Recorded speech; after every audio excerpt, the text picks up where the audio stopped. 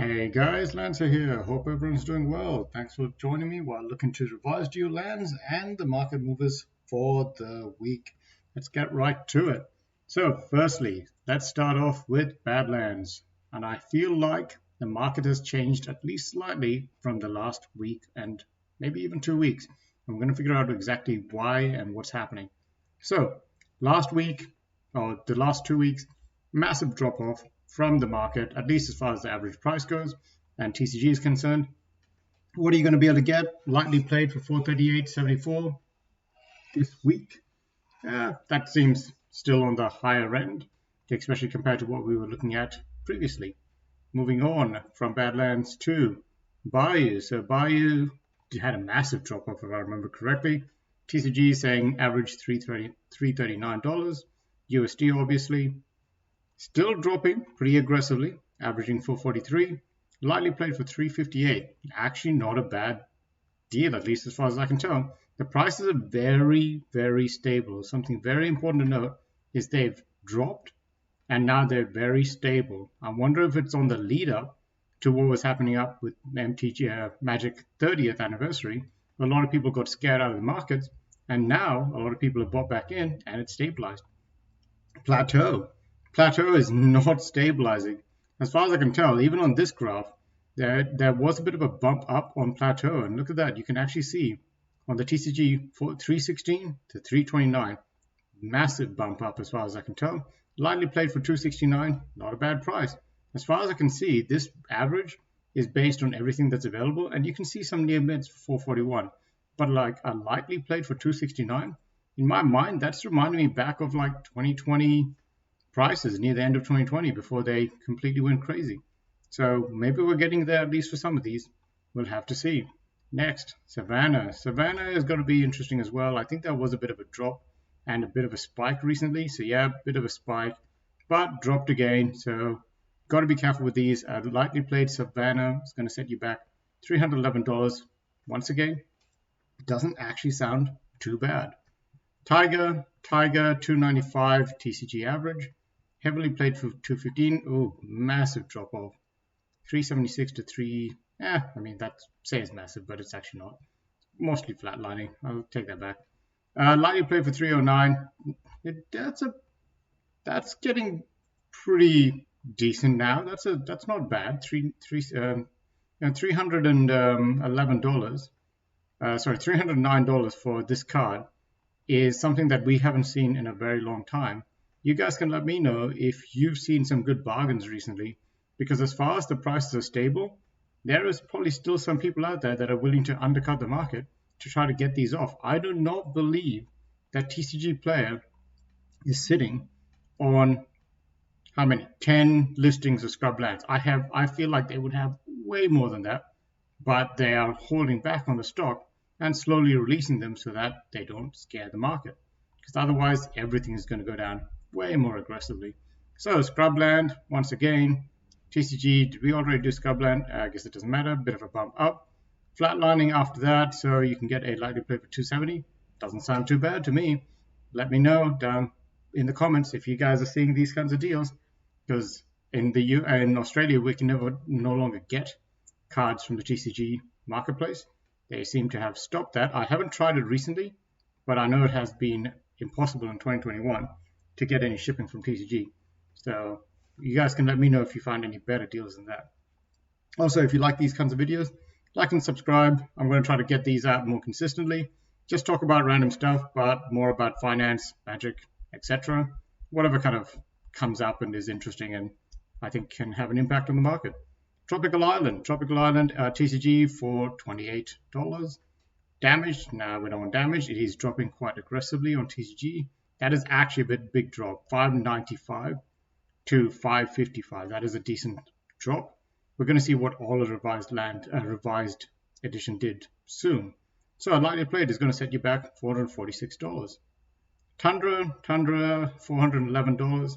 Tundra is always a tough one because it has been dropping, but it's always hard to get a good quality. So you can get a lightly played for $428. That is the first option as well. That's crazy. That's a really good deal. The next lightly played is $509. So there you go. I mean, as far as a good deal goes, you're going to have to compare what exist in the last couple of weeks, but I think it's not bad, especially since it undercuts a lot of the moderately played as well. Underground C, TCG 594. What are you going to be able to get it for? Still dropping, not too aggressively, but still dropping. Lightly played for 675. Still on the higher end. And last, Volcanic Island. What are you going to get it for? Kind of dropping back. But a lightly played Volcanic Island is going to set you back $779. Still on the high end. Now, why does it feel like these prices have not moved as much as people would have thought by this point? The reasons I can think of is inflation did happen and it's not going to reverse back. And I think I'm going to cover that in another video. There's two reasons why, and neither one of them are going to be something I can explain in just one or two sentences, but I'll give you guys two sentences on why. One of them is Jerome Powell never promised that inflation was going to reverse back to deflation.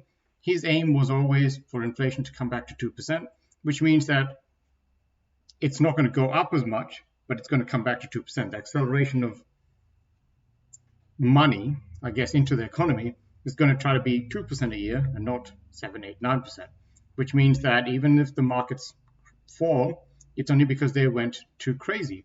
If they slowly get brought back down, you are not going to realize that you are in the market that is actually the correct purchasing price.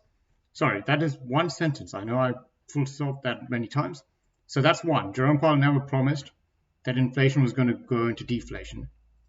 Second one is the weak hands would have sold at this point, and then people would have bought in. I actually think I had another thing other than that was financial wise, but I've forgotten it. I'll check it if I can remember. Oh, no. Yes. Sorry. Forget that last one. First one, Jerome Powell never said deflation. Second one, he said in the last meeting that happened 2 days ago that the Federal Reserve is going to pause quantitative tightening when it gets to a sufficient level of tightened market, I guess, supply. So we're not going to know when that is. Market doesn't like uncertainty, but Jerome Powell is being very uncertain.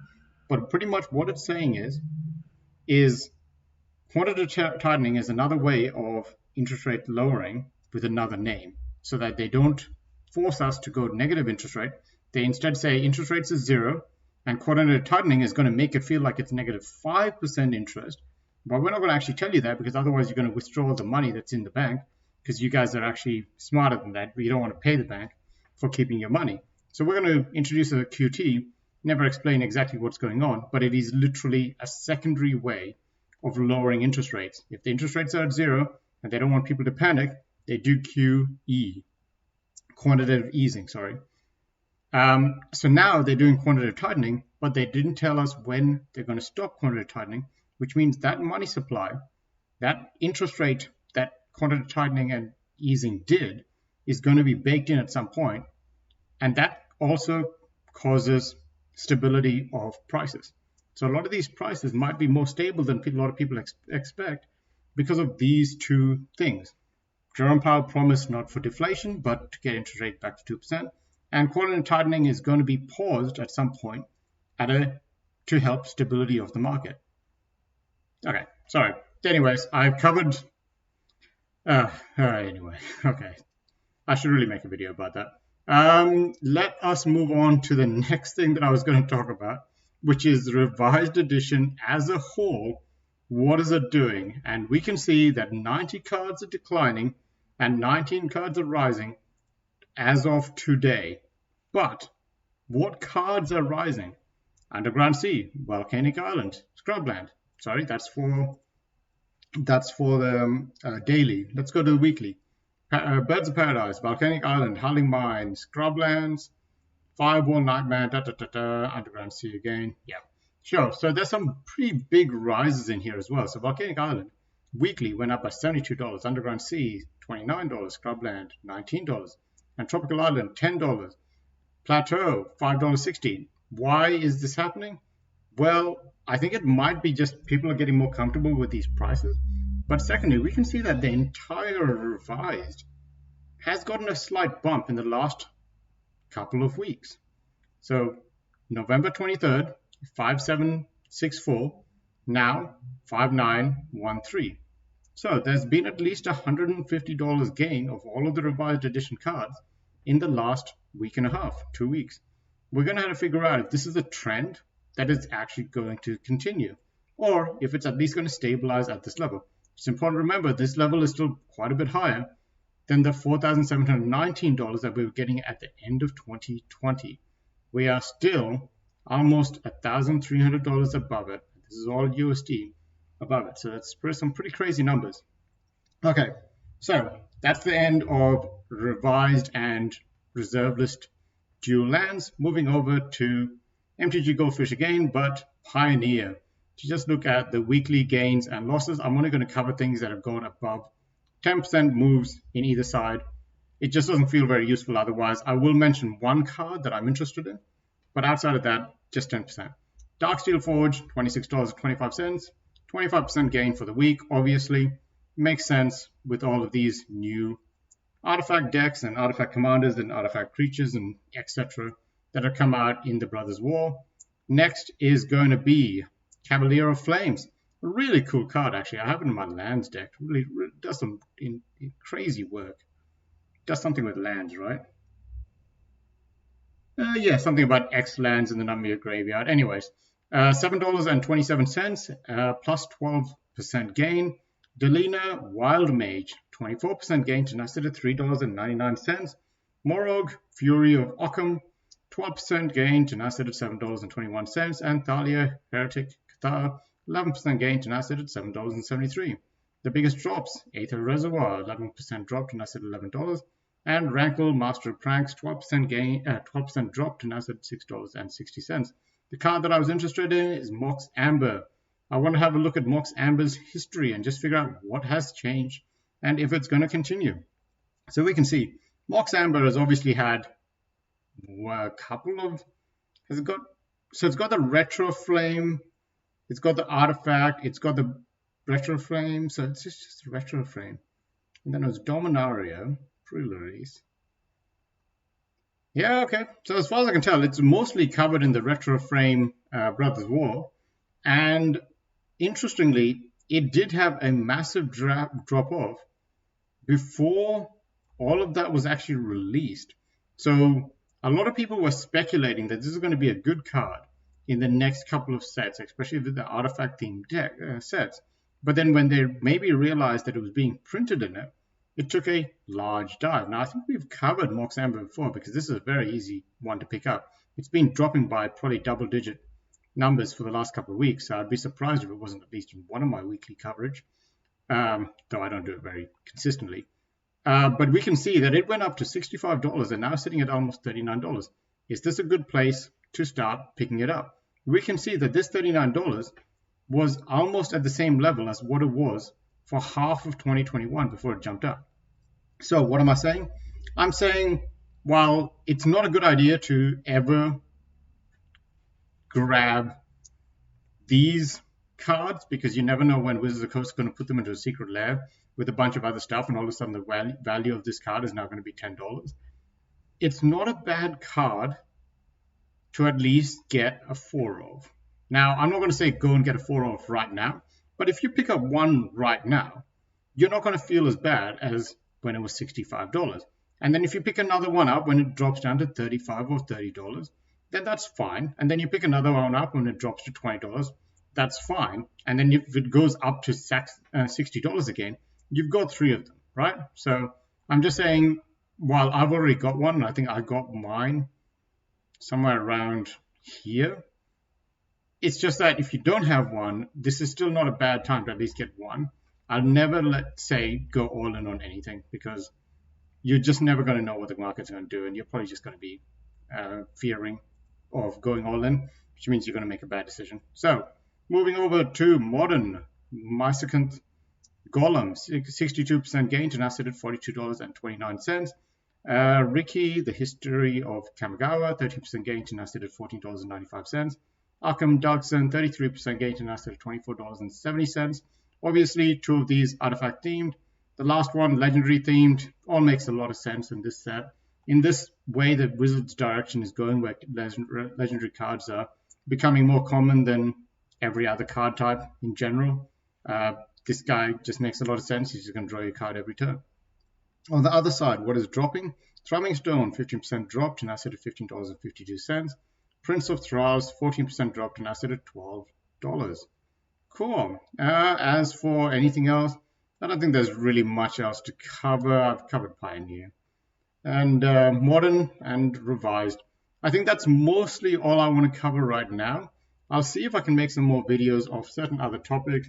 I think one on QT and QE is not a bad idea, and probably one on what the Federal Reserve is actually trying to achieve is not a bad idea. It is very important to remember that the only reason we're going to have deflation is because of a yo-yo effect where people get greedy and then there's fear. That can cause deflation. But if the Federal Reserve does a good job of communicating, then people will know ahead of time what's going to happen, which means they can firstly prepare themselves and also rebalance what the market is actually going to do so they're not caught up. It's only when there's sudden movements that people get panicked and enter the fear and greed. We did have greed because of the sudden movement of the Federal Reserve and the governments around the world during 2020, but 2021, end of 2021, it was very advertised what was going to happen.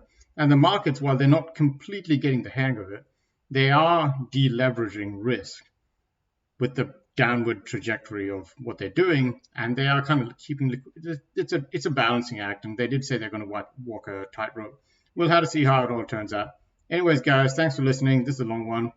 Please like and subscribe, and see you guys next time.